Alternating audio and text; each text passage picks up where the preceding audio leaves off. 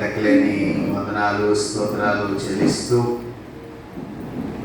ఉదయకాల సమయంలో దేవుడు మనకి ఇచ్చిన ఈ గొప్ప తరుణానికై ఈస్టర్ తర్వాత మొదటి ఆదివారపు ఆరాధనలో దేవుని సన్నిధానంలో మనం ఏకీభవించడం దేవుడు మనకి ఇచ్చిన గొప్ప భాగ్యం. అంతేకాకుండా మరి యేసుక్రీస్తు ప్రభువారు పునరుద్ధానుడైన తర్వాత మొట్టమొదటిసారిగా మేడగదిలో శిష్యులందరూ ఉన్నారు, ఒక తోమా తప్ప. రెండవ పర్యాయము ప్రభువారు మరలా ప్రత్యక్షమైనప్పుడు శిష్యులు అయినటువంటి తోమా కూడా ఈ దినాన వారితో ఉన్నట్లుగా మనము చదువుకున్నటువంటి వాక్య భాగంలో ఈ విషయాన్ని మనము గమనించబద్దులమై ఉన్నాం. యోహాను సువార్త 20వ అధ్యాయంలో మరి మనం ఈ దినాన్ని చదువుకున్నటువంటి పాఠ్యభాగములో సువార్త పాఠ్యభాగములో 20వ అధ్యాయము 26వ వచనాన్ని మనము ఒకసారి చూద్దాం. 8 దినములైన తర్వాత ఆయన శిష్యులు మరలా లోపల ఉన్నప్పుడు తోమా వారితో కూడా ఉండెను. తలుపులు మూయబడి ఉండగా యేసు వచ్చి మధ్య నిలిచి, మీకు సమాధానం కలుగునుగాక అని. తర్వాత తోమాను చూసి, నీ వ్రేలు ఇటు చాచి నా చేతులు చూడుము, నీ చేయి చాచి నా ప్రక్కలో ఉంచి అవిశ్వాసి కాక విశ్వాసమై ఉండుమనెను. అందుకు తోమా ఆయనతో, నా ప్రభువా నా దేవా అనెను. ప్రియమైన దేవుని బిడ్డలారా, ప్రత్యేకంగా ఈ దినాన్ని మనము అపోస్తులైనటువంటి తోమాను గురించినటువంటి ఈ ప్రత్యేకమైన సందేశాన్ని మనము జ్ఞాపకము చేసుకునవలసినటువంటి వారమై ఉన్నాం. నా ప్రభువా నా దేవా. తోమా అంటే కవలవాడు. కవలవాడు అంటే దిదుమ అనేటటువంటి మాటకు కవల అని అర్థం. కవల అంటే ఇద్దరు కవల పిల్లలు పుట్టారండి అంటారు. అంటే ట్విన్స్ అన్నమాట, ఇద్దరు జన్మించినట్లుగా. ఆ పేరులో ఉన్నటువంటి అర్థం అది హెబ్రీ భాషలో దిదుమా అనబడినటువంటి దానికి తోమాకి చేర్చబడినటువంటి ఒక టైటిల్ లాంటిది. యెరూషలేములో యూదులు యేసుక్రీస్తు ప్రభువారిని రాళ్లతో కొట్టడానికి ప్రయత్నించినప్పుడు 11వ అధ్యాయం యోహాను సువార్తలో మనం చూస్తాం. అప్పుడు మరి తోమా మరి పక్కనే ఉండి కొన్నిసార్లు తనలో ఉన్నటువంటి అవిశ్వాసాన్ని బట్టి పిరికి వాడైనటువంటి తోమాగా అభివర్ణించబడేటటువంటి విధానము తోమాను గురించినటువంటి మాటల్లో మనము చూస్తూ ఉంటాం. అయితే తనకున్నటువంటి భక్తి విశ్వాస్యతను బట్టి మరి మరణవార్త ఏదైనా విన్నప్పుడు తనలో విలువైనటువంటి పిరిగితనం వచ్చి, ప్రభువా మనం కూడా చచ్చిపోదామా అనేటటువంటి మాట్లాడిన సందర్భాలు తోమా జీవితంలో మనము గుర్తించగలం. ఎందుకంటే మరి ఆయన యందు ఉన్నటువంటి ఒక భక్తిపూర్వకమైనటువంటి విశ్వాసం. యేసు ప్రభువారు పట్టబడక ముందు కూడా ఆ మునుపటి రాత్రి తాను వెంట గురించి మాట్లాడుతున్నప్పుడు, మరి మీ కొరకు నేను స్థలాన్ని సిద్ధపరచడానికి వెళుతున్నాను అంటే, ఆ మార్గం ఎలాగో తెలియదు ప్రభువా అని యేసు ప్రభువారిని ప్రశ్నించిన వాడిగా కూడా మనము చూస్తాం తోమా జీవితంలో. నువ్వు ఎక్కడికి వెళుతున్నామో మాకు తెలియదు కదా, తెలిస్తే ఆ మార్గం ఎలా ఉంటుంది? 14వ అధ్యాయం యోహాను సువార్తలో ఆ సంభాషణని మనం చూస్తాం. తోమాతో ఉన్నటువంటి సంభాషణ. అంతేకాకుండా యేసు ప్రభువారు తన శిష్యులకు మొట్టమొదటిసారి దర్శనం ఇచ్చినప్పుడు తోమా వారితో లేడు. అంటే ఈస్టర్ రోజున తోమా ఆ మేడగదిలో శిష్యులతో లేడు. కానీ ఈ దినాన్ని మరి ఆ మేడగదిలో ఉన్నప్పుడు ఆ చేతుల గాయాలని చూచి తోమాను పిలిచి ప్రభువారు మాట్లాడుతున్నారు, అయ్యా నువ్వు కొంచెం చూస్తేనే కదా నమ్మేది, కాబట్టి నా గాయాల్లో నీవు వేడి పెట్టి చూడమన్నప్పుడు ఆ గాయాల్లో వేడి పెట్టిన తర్వాత ఈ మాట ఉచ్చరించినట్లుగా మనం చూస్తాం. ఏదది? నా ప్రభువా, నా దేవా. అంటే సందేహించేటటువంటి వాడుగా, సందేహించేటటువంటి భక్తుడుగా 8 రోజులైన తర్వాత యేసు ప్రభువారిని చూచి మరి ఇక్కడ నా ప్రభువా, నా దేవా అని ఎలుగెత్తి చెప్పడంలో ఒక అర్థమేమైనదనంటే, మరి యేసు ప్రభువారు లేచారు కాబట్టి ఆయన చూస్తేనే నేను నమ్ముతాను, చూడకపోతే నేను నమ్మను. అంటే యేసుక్రీస్తు ప్రభువారు పునరుద్ధానుడైన తర్వాత 40 దినాలు ఆయా వ్యక్తులకు దర్శనమిచ్చినట్లుగా చరిత్రానుసారంగా మనం బైబిల్ ప్రకారంగా జ్ఞాపకం చేసుకోవచ్చు. యేసుక్రీస్తు ప్రభువారి యొక్క పునరుద్ధానము ఒక కల్పిత కథ కాదు, మరి ఇది ఒక చారిత్రాత్మకమైనటువంటి సత్యంగా మనము జ్ఞాపకం చేసుకోవాలి. ఆయన 40 దినాల వరకు తన శిష్యులకు అనేక మంది భక్తులకు ఆయన దర్శనమిచ్చినట్లుగా మనము చరిత్రానుసారంగా మనం చూస్తాం. తర్వాత ఆయన మరి ఆరోహణమై వెళ్ళిపోయినట్లుగా మనం చూస్తాం. చూడండి, అపోస్తల కార్యం గ్రంథం 1వ అధ్యాయము 3వ వచనంలో మనము గమనించగలిగినట్లయితే, ఆయన శ్రమ పడిన తర్వాత 40 దినముల వరకు వారికి అగపడుచు దేవుని రాజ్య విషయములను గురించి బోధించుచు అనేక ప్రమాణాలను చూపి వారికి తను తాను సజీవునిగా కనపరచబడాడు. దేవునికి స్తోత్రం, హల్లెలూయా.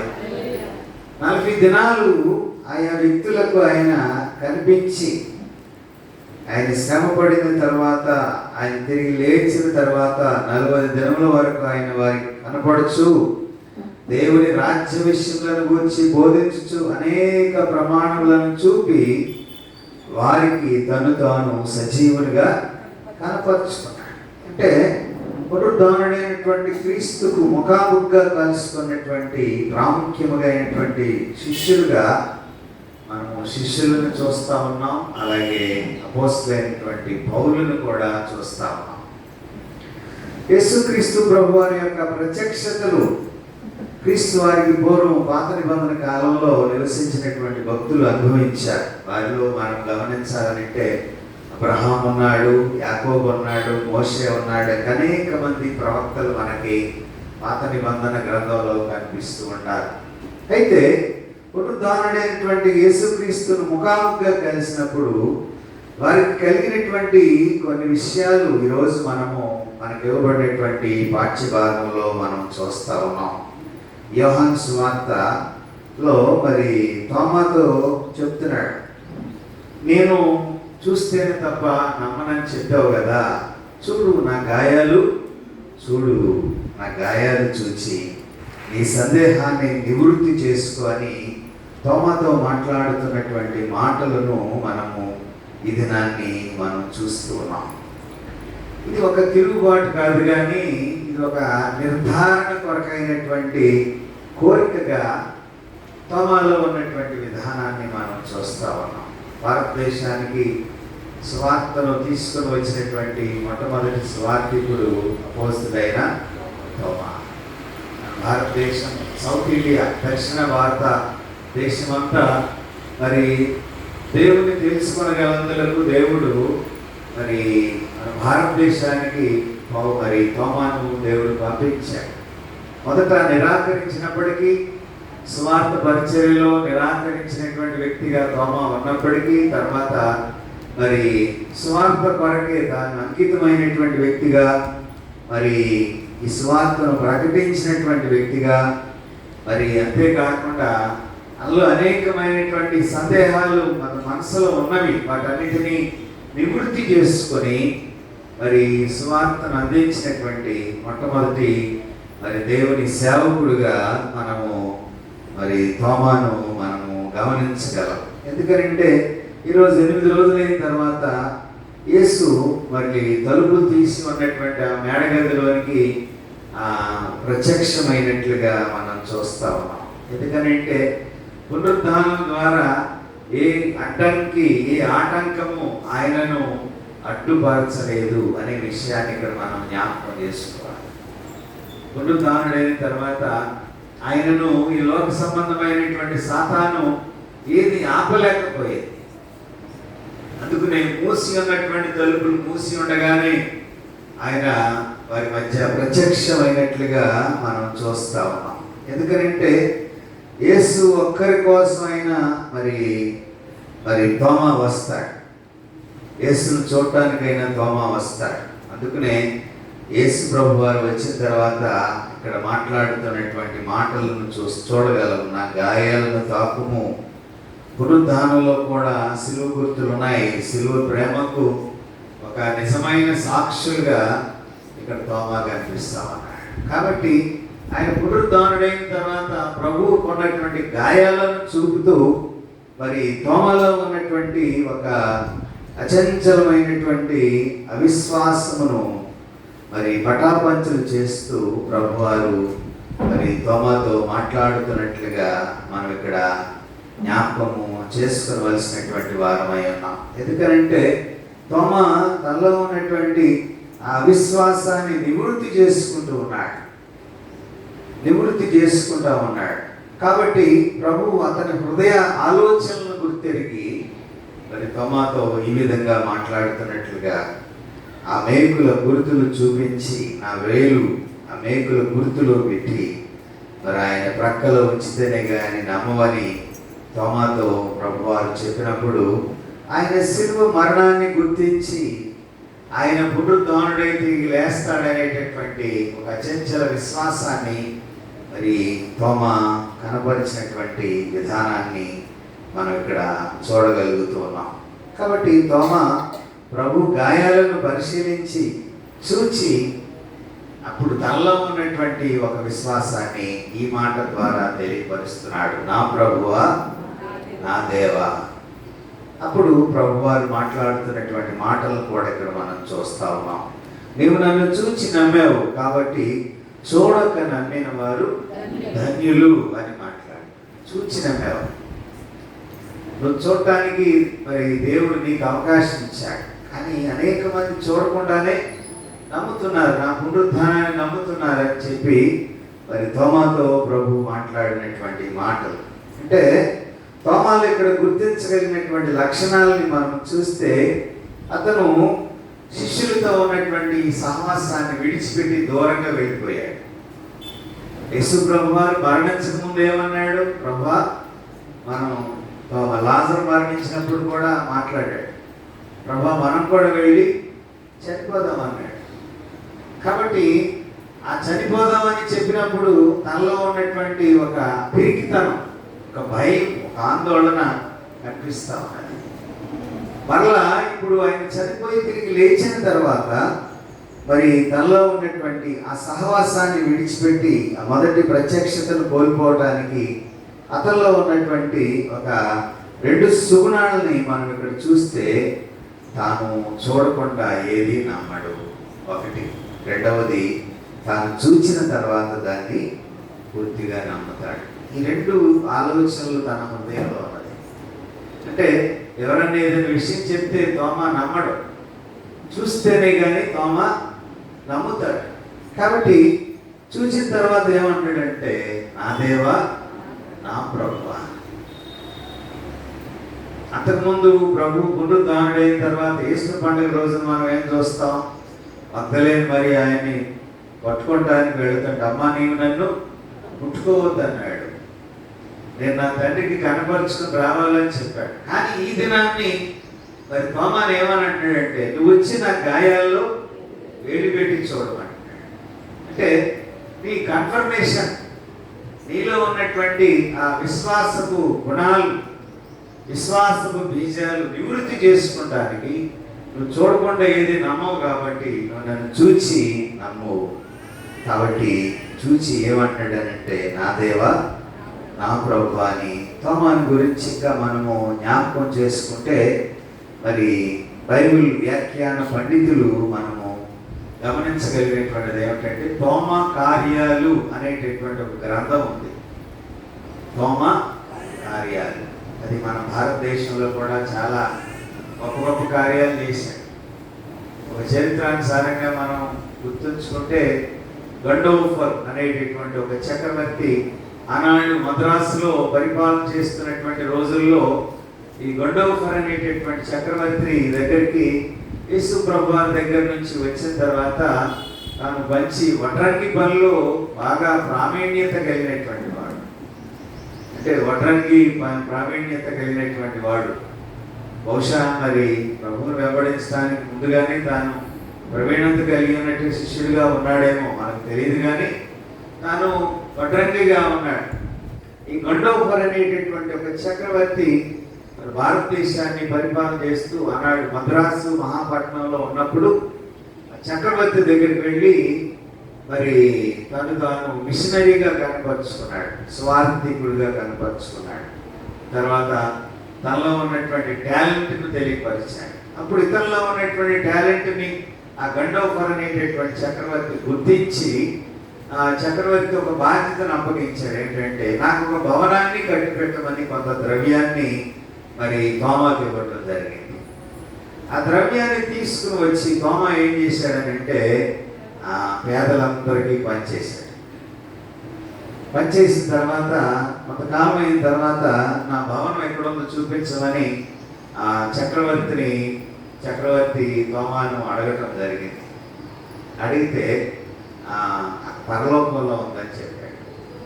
నేను భూలోకంలో కట్టమనంటే నీవు పరలోకంలో కట్టమన్నావు కాబట్టి నేను చెరసాల్లో బంధిస్తానని చెప్పి బంధించినప్పుడు మరి దేవుడు అతనితో మాట్లాడటం జరిగింది.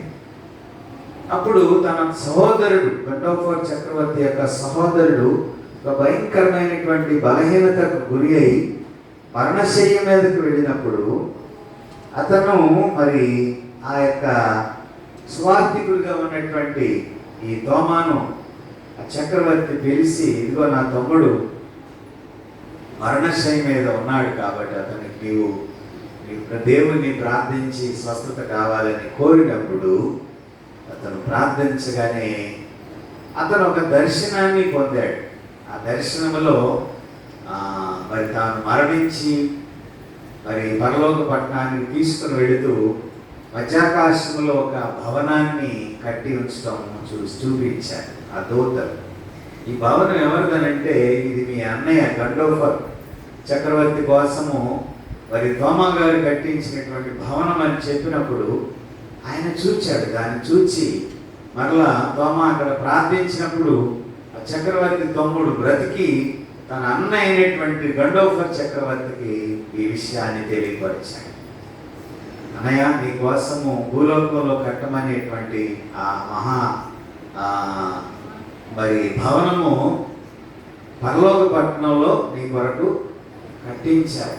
కాబట్టి నా మహాభక్తుడు ఆయన చెరసాల నుంచి విడుదల చేసి సువార్త చెప్పడానికి నీవు అవకాశం అని అడిగినప్పుడు ఆ గండోఫర్ చక్రవర్తి అతనికి ఒక తాకీదు ఇచ్చి సువార్త ప్రకటన కొరకు అతనికి అనుమతి ఇవ్వడం జరిగింది. తద్వారా మన భారతదేశానికి సువార్త తోమా గారి ద్వారా రావడం జరిగింది. ఇది ఒక ఐతిహ్యం, అంటే ఒక హిస్టరీ లాగా చరిత్రానుసారంగా తోమా కార్యాలు అనేటటువంటి గ్రంథంలో ఇవన్నీ లిఖించబడి ఉన్నట్లుగా మనము జ్ఞాపకం చేసుకోవాలి. కాబట్టి తోమా భారతదేశానికి ఒక పితామహుడుగా, భారత క్రైస్తవులకు అతి ముఖ్యమైనటువంటి ప్రియుడుగా మన భారతదేశానికి సువార్తను అందించినందుకు సాదృశ్యంగా చర్చ్ ఆఫ్ సౌత్ ఇండియాతో అఫిలియేట్ అయినటువంటి ఒక సంఘం అన్నది, దాన్ని మార్తోమా సంఘం అంటారు. ఇది కేరళ రాష్ట్రంలో ప్రాచుర్యంలో ఉన్నది. ఈ సంఘ స్థాపకుడు ఎవరనంటే అపోస్తులైన తోమా గారు. Church of north India, church of south India, Marthoma, ఈ సంఘాలన్నీ ఒక గొడుగు కింద ఉన్నవి. ఇప్పుడు మన ఆరాధనలో ఉన్నటువంటి విధానము మార్తోమా సంఘంలో కూడా ఉంది. ఈ ఆరాధనలో ఉన్నటువంటి పాఠాలు మార్తోమా సంఘంలో కూడా ఇవన్నీ యునైట్గా, ఒక ఐక్యతగా, ఒక గొడుగు కింద నడిపించబడేటటువంటి సంఘాలుగా ఈ మార్తోమా సంఘంలో. ఇంకొక ప్రాముఖ్యత ఏమిటంటే, పెళ్లి చేసుకునే వారు ఎవరైనా మార్తోమా సంఘంలో వెళితే 5 గంటలు మోకరించాలంట భార్యాభర్తలు కాబోయేటటువంటి వారు. ఎన్ని గంటలండి? పావుగంట మోకాళ్ళు వేస్తేనే మనకి మరి ఎప్పుడు లెగుస్తాం అనుకుంటాం మనం. కానీ 5 గంటలు మోకాళ్ళు వేసి వాళ్ళు పెళ్లి చేసుకోవాలి. అదొక పరీక్ష. మార్తోమా సంఘంలో నేటి వరకు అది కొనసాగుతున్నది. కాబట్టి అటువంటి విశ్వాసపు సమాజములకు పితామహుడైనటువంటి తోమా గారి ద్వారా ఈ దినాన్ని మనము స్వేచ్ఛగా దేవాలయంలో కూర్చుని ఈ విధంగా మనం ప్రార్థన చేసుకుంటానికి పరిశుద్ధాత్మ దేవుడు మనకు అవకాశం ఇచ్చాడు. కాబట్టి పితామహుడైనటువంటి తోమా గారు ఈ దినాన్ని మరి 8 దినములైన తర్వాత ప్రభువును ఘనపరిచేటటువంటి విధంగా నా ప్రభువా, నా దేవా అనేటటువంటి రీతిగా దేవుడు ఒక అవకాశం ఇచ్చినట్లుగా మనం ఇక్కడ జ్ఞాపకం చేసుకోవాలి. 2వ పాఠంలోకి వెళదాం. ఫిలిప్పీలకు రాసిన పత్రిక 2వ అధ్యాయము 5 నుంచి 11 వరకు రాయబడినటువంటి మాటలో ఈ వాక్యంలో, ఈ యొక్క అధ్యాయంలో మనము ప్రాముఖ్యమైనటువంటి ఒక మాటను మనం ఇక్కడ జ్ఞాపకం చేసుకోవాలి. క్రీస్తు యేసు కలిగిన ఈ మనస్సు మీరును కలిగి ఉండుడి. ఆయన దాసుని స్వరూపము ధరించి తను తాను రిక్తునిగా చేసుకొని, ఎంతవరకు రిక్తునిగా చేసుకున్నాడంటే శిలువ మరణము సైతము. ఎందుకు ఈ మాట ఈ అధ్యాయంలో ఒక గొప్పగా చెప్పబడినటువంటి విధానాన్ని మనం చూస్తామనంటే, ఆనాటి ఫిలిప్పీ సంఘము ఏ క్రైస్తవ సంఘంకైనాను ఎదుర్కొనేటటువంటి ప్రమాదకరమైనటువంటి పరిస్థితులు మరి ఆనాటి దినాల్లో ఉన్నాయి. విభేదాలు, కక్షలు, మరి ఆత్మీయ సంబంధాలు పాడు చేసేటటువంటి అనేక విషయాలు ఫిలిప్పీ సంఘంలో కూడా ఎంటర్ అయినాయి. దానికి కారణం ఏమిటంటే స్వార్థము ఎక్కువగా ప్రభావితమై ఈ ఫిలిప్పీ సంఘంలో ఎక్కువైనప్పుడు ఆ సంఘములో సామరస్యాన్ని కోరుతూ పౌలు ఐక్యతతో వారిని నడిపించడానికి ఈ 2వ అధ్యాయము చాలా ప్రముఖమైనటువంటి పాత్ర వహించినట్లుగా, దానిలో మరి పౌలు ఆ అనైక్యతలన్నిటినీ ఐక్యపరచడానికి కొన్ని హెచ్చరికలు వారికి జ్ఞాపకం చేస్తున్నారు. ఏమిటి ఆ హెచ్చరికలు అని అంటే, యేసుక్రీస్తులో అందరూ సమానులే, ఎవరు ఎక్కువ లేదు, ఎవరు తక్కువ లేదు. కాబట్టి అందరూ ఏక మనస్సులుగా ఉన్నారు. అంతేకాకుండా ఏక మనస్సు గలవారుగా ఉండాలి. క్రీస్తు యేసును కలిగిన మనస్సు మనము కలిగి ఉండాలి. క్రీస్తు యేసు ఏ మనస్సు కలిగి ఉన్నాడు అని అంటే, ఆయన మరి ఒక స్వార్థపూరితమైనటువంటి ఆలోచనలతో ఈ భూలోకానికి ఆయన రాలేదు. ఆయన ఎందుకు వచ్చాడనంటే, క్రీస్తు ప్రేమ, ఇతరులను ప్రేమించేటటువంటి తత్వం కలిగినటువంటిది. ఎందువల్ల నీ పొరుగు వారిని ప్రేమించుము అనేటటువంటి తత్వం యొక్క మూలము యేసుక్రీస్తు ప్రభు వారు ఉన్నారని జ్ఞాపకం చేయబడతా ఉంది. అంతేకాకుండా వారిలో ఉన్నటువంటి స్వార్థం ద్వారా ఏకభావాన్ని కోల్పోయి అనైక్యతకు వారి యొక్క హృదయాలు తావిచ్చినప్పుడు పరిశుద్ధాత్మను వారు అగౌరవపరిచినటువంటి వారుగా ఉంటారని కూడా పౌలు ఫిలిప్పీ సంఘానికి జ్ఞాపకం చేస్తా ఉన్నాడు. అంటే ఐక్యతకు మూలము ఇక్కడ ఏమైనదంటే ప్రేమించే తత్వం కావాలి. ఒకరి ఎడల ఒకరు ప్రేమ కలిగి ఉండాలి. ప్రేమ మీద క్రైస్తవ తత్వం నిలిచి ఉండాలి. అది పౌలు యొక్క ఉద్దేశం. దానిలో మరి ఏ విధంగా ఉండాలనంటే, మరి దయ, వాత్సల్యత, ప్రేమ, వినయము ఇవన్నీ కలిగి ఉన్నప్పుడు మాత్రమే ఎదుటి వారిని మనము ప్రేమించగలము అనేటటువంటి ఒక తాత్పర్యాన్ని పౌలు ఫిలిప్పీ సంఘానికి జ్ఞాపకం చేస్తా ఉన్నాడు. అంతేకాకుండా మరి వినయ మనస్సు కలిగినటువంటి వారు తమను తాము తగ్గించుకుని ఎదుటి వారిని ప్రేమించగలిగే మనస్సును కలిగి ఉండగలరు. వినయం అనేటటువంటిది సెంటర్ ఆఫ్ ద గ్రావిటీ క్రైస్తవ్యములో. వినయానికి ఒక సాదృశ్యము మన ప్రభు అయిన యేసుక్రీస్తు వారు. ఎందుకనంటే ఆయన భూలోకానికి ఎందుకు వచ్చాడనంటే నశించిన దాన్ని వెదకి రక్షించడానికి మనుష్య కుమారుడుగా ఈ లోకానికి ఆయన రావాల్సి వచ్చింది. ఎవరు నశించడం ఇష్టం లేదు ఆయన. ఈ లోకంలో అందరూ మోకరించాలి, ప్రతి మోకాలు ఆయన నామం పేరట వంగాలి. అప్పుడే ఆయన రాజ్యం ఈ లోకానికి వస్తుంది. ఆయన రాజ్యం ఈ లోకానికి రావాలనంటే ప్రభువులు అందరూ ఏక మనస్సు కలిగినటువంటి వారుగా ఉండాలి. చూడండి 5వ వచనం చదువుదాం.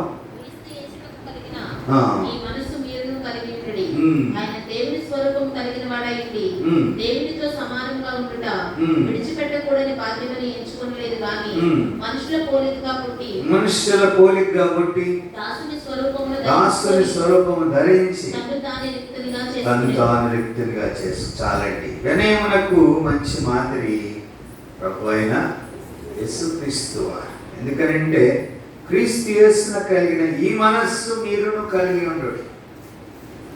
ఆయన ఏ మనస్సు కలిగి ఉన్నాడనంటే శిలువలో తనని శిక్షించి, తనను హింసించి, తను అన్యాయంగా ముళ్ళ కిరీటం పెట్టి మరి ఇద్దరు దొంగల మధ్య వేలాడుతున్నప్పుడు ఆయన సిలువ చంపుతున్నటువంటి వారిని కూడా క్షమించే మనస్సు కలిగినటువంటి వాడు మన ప్రభు అయిన యేసుక్రీస్తు వారు. కాబట్టి క్రీస్తు యేసున కలిగిన ఈ మనస్సు మీరును. మనము దేవుని సన్నిధికి వస్తాం, ప్రార్థన చేస్తాం, వాక్యం చదువుతాం, పాటలు పాడతాం. క్షమించే మనసు మనలో ఉండదు, ప్రేమించే మనసు మనలో ఉండదు. శాపనార్థాలు పెడతారు కొంతమంది ఎదుటి వారిని తిట్టేటప్పుడు. వారు ఎంత గాయపడుతున్నారో కూడా ఆలోచన చేయకుండా మాట్లాడేటటువంటి వారు కూడా మన సమాజంలో లేకపోలేదు. ఎదుటి వారిని గాయపరిచేటటువంటి భయంకరమైన కఠోరమైన మాటలు మాట్లాడేటటువంటి వారు లేకపోలేదు. ఎదుటివారి హృదయాన్ని సున్నితమైనటువంటి మాటల ద్వారా గాయపరిచేటటువంటి వారు కూడా లేకపోలేదు. కాబట్టి మరి ఇది క్రీస్తు యేసున కలిగే మనస్సు కానేరదు. ఎదుటి వారి యొక్క బాధల్లో, కష్టాల్లో, ఇరుకుల్లో, ఇబ్బందుల్లో, శ్రమల్లో, ఆపదల్లో ఎవరైతే పాల్పంచుకుంటారో వారు క్రీస్తు రూపాన్ని కలిగి ఉన్నటువంటి వారుగా పౌలు ఇక్కడ ఫిలిప్పీ సంఘానికి జ్ఞాపకం చేస్తున్నాడు. అంతేకాకుండా ఆయన దేవుని స్వరూపం కలవాడుగా ఉండి యేసుక్రీస్తు ప్రభు యొక్క స్వరూప స్వభావ లక్షణాలు కలిగి ఉండి మరి వాటన్నిటినీ తగ్గించుకొని తనలో ఉన్నటువంటి దైవత్వాన్ని తలకు చూపించేటటువంటి మానవ హృదయాన్ని పౌలు కలిగి ఉన్నాడు అని పౌలు ఇక్కడ క్రీస్తుని గురించి తెలియచెప్పడానికి ఇష్టపడుతున్నాడు. అంతేకాకుండా ఆయన పరలోకంలో ఉండటం మహాభాగ్యంగా ఎంచలేదు, కానీ మానవతారిగా ఈ భూలోకానికి వచ్చి మనలను రక్షించడానికి తను తాను రిక్తునిగా చేసుకున్నాడు. రిక్తునిగానంటే తగ్గింపు మనస్సు, అదే క్రీస్తు యేసున కలిగిన మనస్సు. మీరు వచ్చారేంటండి, మీరెందుకు వచ్చారండి, ఎవరన్నా పంపిస్తే సరిపోయేదిగా అంటూ ఉంటాం కొంతమందిని మనం చూసి. లేదు నేనే రావాలి, నేను వస్తేనే ఈ పని జరుగుతుందని వచ్చానని చెప్తే, అయ్యో మీరెందుకు వచ్చారండి, మీరు ఈ పని కోసం మీరు రావక్కర్లేదండి అంటే మనం అప్పుడప్పుడు కొంతమందితో మాట్లాడుతూ ఉంటాం. కొంతమంది అంటే వారికి ఉన్నటువంటి అర్హత, గౌరవాన్ని బట్టి వారు ఆ స్థాయిలో ఉండాలి, కానీ ఈ స్థాయిలోకి దిగి రాకూడదు అనేటటువంటి ఒక ఆలోచనతో మనం కొంతమందిని అక్కడే చూడాలని ఆలోచన చేస్తాం. కానీ వారు దిగి వచ్చి అంటే అది ఎవరి ప్రేమ అంటే ఇది క్రీస్తు యేసున కలిగిన ప్రేమ. అంతేకాకుండా అట్టి మహాభాగ్యాన్ని కూడా విడిచిపెట్టి త్యాగం చేసి మనుషుల పోలికగా పుట్టి దేవుని యొక్క స్వరూపాన్ని విడిచి మానవ స్వరూపాన్ని ధరించి బలవంతుడైనటువంటి దేవుడు బలహీనుడై ఈ లోకానికి మానవతారిగా దిగి వచ్చిన దేవుడుగా మనం యేసుక్రీస్తు ప్రభువారిని చూస్తూ ఉన్నాం. అంతేకాకుండా మన కొరకు ఆయన దాసుడుగా దిగి వచ్చాడు. దాసుని స్వరూపాన్ని ధరించాడు. తను తాను రిక్తునిగా చేసుకున్నాడు. అంటే ఆయనలో ఆ దైవత్వమును విడిచిపెట్టి దాసత్వంలోనికి దిగి వచ్చినటువంటి దేవుని యొక్క తత్వాన్ని మనం చూస్తా ఉన్నాం. అంటే తనకున్నటువంటి సకలమైన ఆధిక్యతలను విడిచిపెట్టి ఏమీ లేనటువంటి వాడుగా ఈ భూలోకానికి దిగి వచ్చినటువంటి దైవత్వాన్ని మనం చూస్తాం. ఆ దైవత్వంలో ఉన్నటువంటి ఔన్నత్యం ఏమిటంటే ఆయన మన కొరకు పరలోక భోగభాగ్యాల్ని, సుఖ సౌఖ్యాల్ని, ధనధాన్యాల్ని అన్నిటినీ విడిచిపెట్టి తను ఖాళీ చేసుకుని భూలోకానికి దిగి వచ్చి శ్రమల పాత్రను ఆయన స్వీకరించాడు. ఒక మహాభక్తుడు తన క్రైస్తవ వేదాంతంలో ఏమంటాడనంటే, మానవుడంట పరిగెత్తి పరిగెత్తి పరిగెత్తి పరిగెత్తి పుణ్యక్షేత్రాలకు తిరిగి పాపకార్యాల గురించి తిరిగి అన్నిటిలో వేసారిపోయి ఎక్కడికి వెళ్ళినప్పటికీ మనశ్శాంతి లేక క్రీస్తు పాత్రలో తాను ముంచబడితేనే కానీ తాను విమోచించబడలేదంట. అంటే ఆ పాత్ర అంటే ఏమిటి? శ్రమల పాత్రలోనికి ముంచబడితేనే కానీ మనకు విడుదల. ఆ పాత్ర ఎవరై ఉన్నారనంటే ఆ పాత్ర ప్రభువైన యేసుక్రీస్తు వారు. ఇది నీ కొరకు చిందించబడిన క్రొత్త నిబంధన అయిన నా రక్తం. దీన్ని మీరు త్రాగునప్పుడల్లా మీరు నన్ను జ్ఞాపకం. అంటే ఆ శ్రమల పాత్రలో మనిషి పరిగెత్తి ఎక్కడికి పరిగెత్తినా విమోచన దొరకలేదంట. ఎక్కడికి వెళ్ళినా ఆ దీనత్వము, ఆ తత్వంలో ఉన్నటువంటి మూర్తిమత్వాన్ని అర్థం చేసుకోలేకపోయాడు. చూడండి, అన్యులు చాలా దూర ప్రాంతాలకు వెళ్ళి పుణ్యక్షేత్రాలు దర్శించి వస్తారు. ఎందుకొరకు చెప్పండి? ఎందుకొరకు? పాపాలన్నీ. కానీ అక్కడికి వెళ్ళిన తర్వాత వాళ్ళకి ఏమనిపిస్తుంది?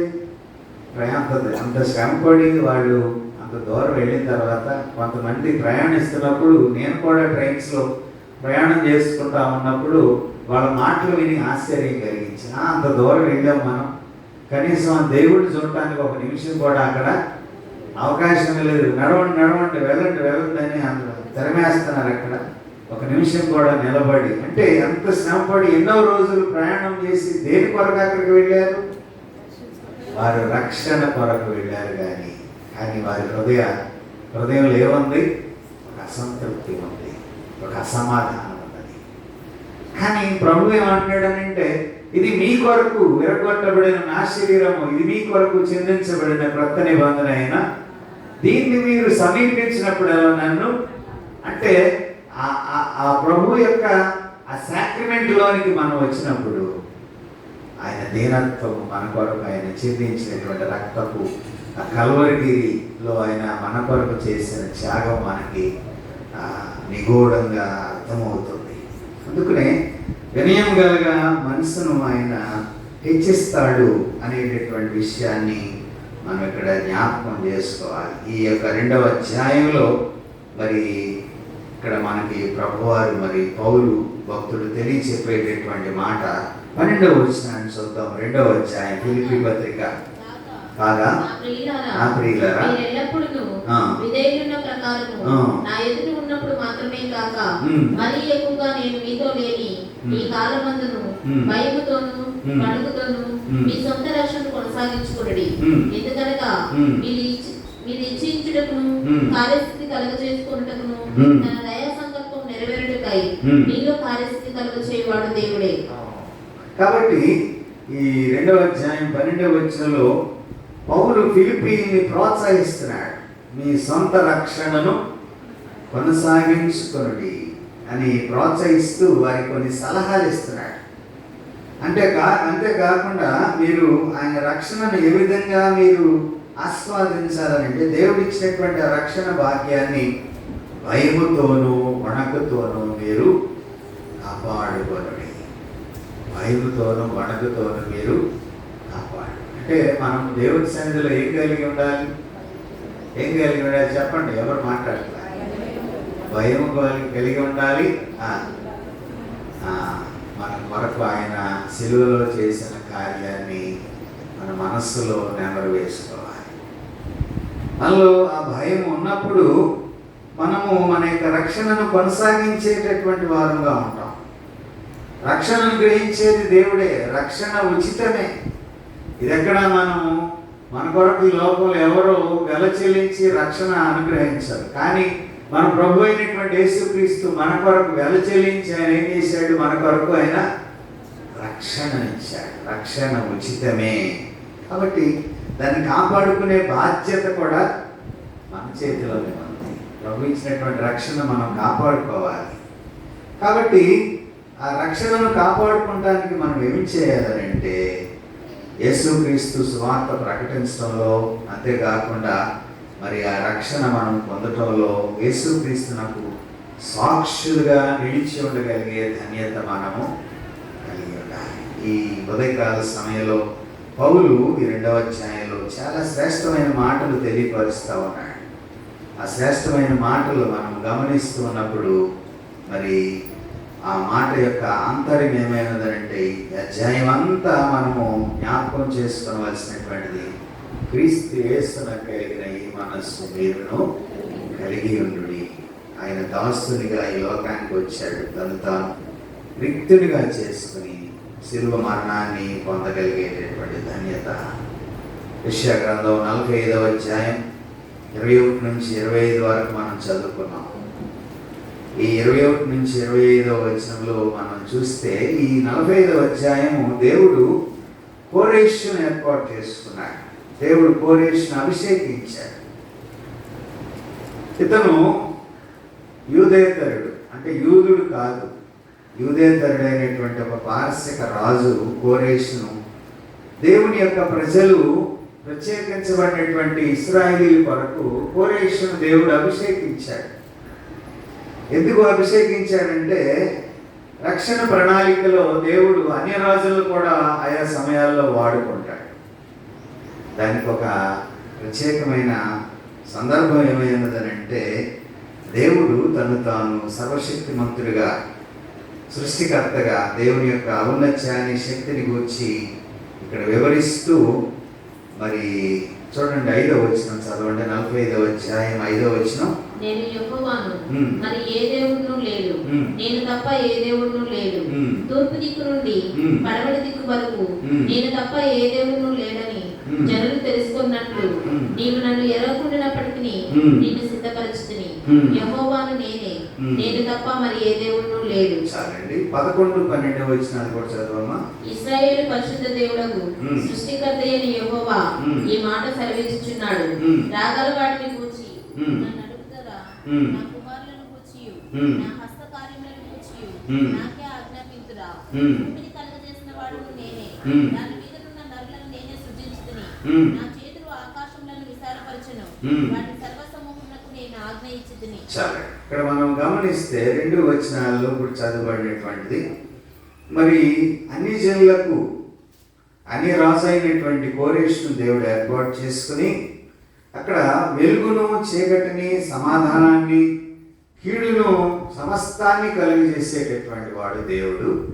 అయితే ఆయన ప్రజలైనటువంటి వారు ఐగుప్తు మొదలుకొని కూషు, సేవా దేశముల వరకు కోరేషును మరి లోపరుచుకొని వారందరినీ పరిపాలన చేయడానికి దేవుడు కోరేషుకు అధికారం ఇచ్చాడు. కోరేషును ఎందుకు ఏర్పాటు చేశాడనంటే ఒక అన్యరాజు దేవుని పిల్లలైనటువంటి వారిని ప్రేమించడానికి, దేవుని యొక్క పిల్లలు, దేవుని యొక్క ప్రజలు దేవునికి లోబడేటటువంటి ఒక వారధిగా ఉంచడానికి ఇక్కడ కోరేషును దేవుడు ఏర్పాటు చేసుకున్నాడు. అందువల్లనే ఇశ్రాయేలులకు రక్షణ కలిగినట్లుగా 15, 16 వచనాల్లో మనం చూస్తూ 17వ వచనంలోకి వచ్చేసరికి ఏమంటాడంటే కొయ్య విగ్రహాల వల్ల రక్షణ లభించదు, యెహోవా వల్లనే రక్షణ దొరుకుతుంది. అంతేకాకుండా మనం చదువుకున్నటువంటి ఈ యెషయా గ్రంథంలో ఈ 45వ అధ్యాయంలో మరి మనం అక్కడ గమనించగలిగినట్లయితే 21వ వచనం నుంచి దేవుడు కేవలము ఇశ్రాయేలీయుల కొరకే కాదు, ఆయన సర్వ సృష్టికి, సకల మానవులకు ఆయన దేవుడై ఉన్నాడు. దేవుడై ఉన్నాడు. ఎలాగా ఈ మాటను మనం కన్ఫర్మ్ చేసుకోగలము అని అంటే మరి యేసుక్రీస్తు జన్మ ద్వారా ఈ లోకంలో కలిగిన ఒక పిలుపు ఏంటంటే సర్వోన్నతమైన స్థాపనలో దేవునికి మహిమయు ఆయనకి ఇష్టలైన మనుషులకు భూమి మీద. అంటే ఒక క్రైస్తవుల కొరకే ఆయన రాలేదు, ఆయన సమస్త మానవాళి కొరకు ఈ భూలోకానికి వచ్చాడు. మనవాడి కొరకు రక్షణ అందించడానికి భూలోకానికి వచ్చాడు. కాబట్టి సర్వోన్నతమైన స్థలములలో ఎక్కడ కూడా ఏమని అంటాడనంటే 23వ వచనం చదవమా.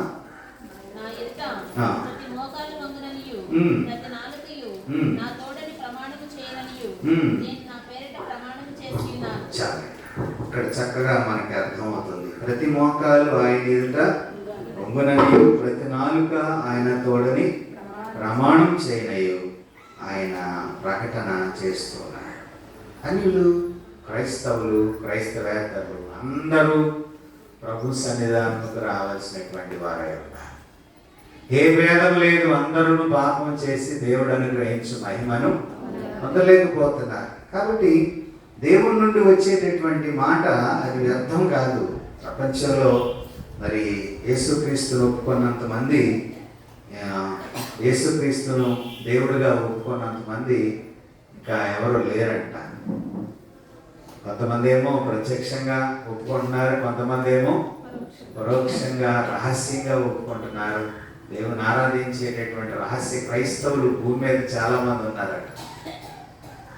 ప్రత్యక్షంగా ఆరాధించేటటువంటి మనము ఈ మధ్యకాలంలో మరి ఒక సుప్రీంకోర్టు ఒక జడ్జిమెంట్ కూడా ఇచ్చింది. మీకు వరకు మీకు తెలిసే ఉంటుంది.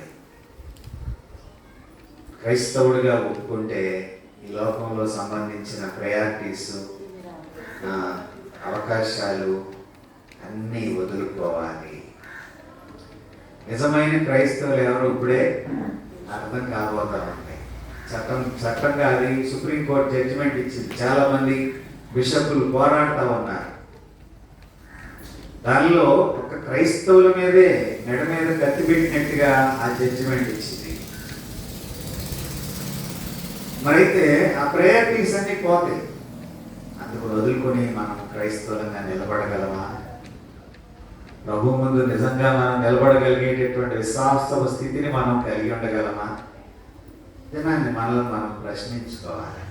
నాకు ప్రయారిటీస్ ఏం అక్కర్లే, నాకు గవర్నమెంట్ నుంచి వచ్చే వాటన్నిటిని నేను వదిలేసుకుంటాను, నేను క్రీస్తు కొరకే నిలబడతాను అని చెప్పగలిగేటటువంటి ధైర్యము, పరిస్థితులు దేవుడు మనకు ఇస్తున్నప్పటికీ మనం ఇంకా విశ్వాసంలో కొనసాగించగలిగే స్థితిని మనం కలిగి ఉండగలమా?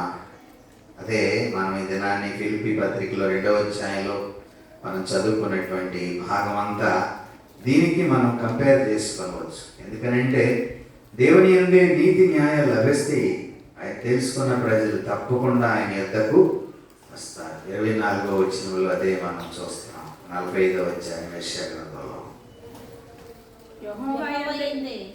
నీతి పలుకుతున్నదని జనులు నన్ను గూర్చి చెప్పుదురు.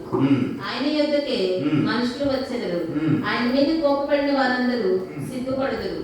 కాబట్టి దేవుని యందే నీతి న్యాయాలు లభిస్తాయి. కాబట్టి ఆయన తెలుసుకున్న ప్రజలందరూ ఇశ్రాయేలు సంతతి నీతిమంతులుగా తీర్చబడేటటువంటి విధానాన్ని దేవుడు మనకు కలుగు చేయబోతా ఉన్నాడు.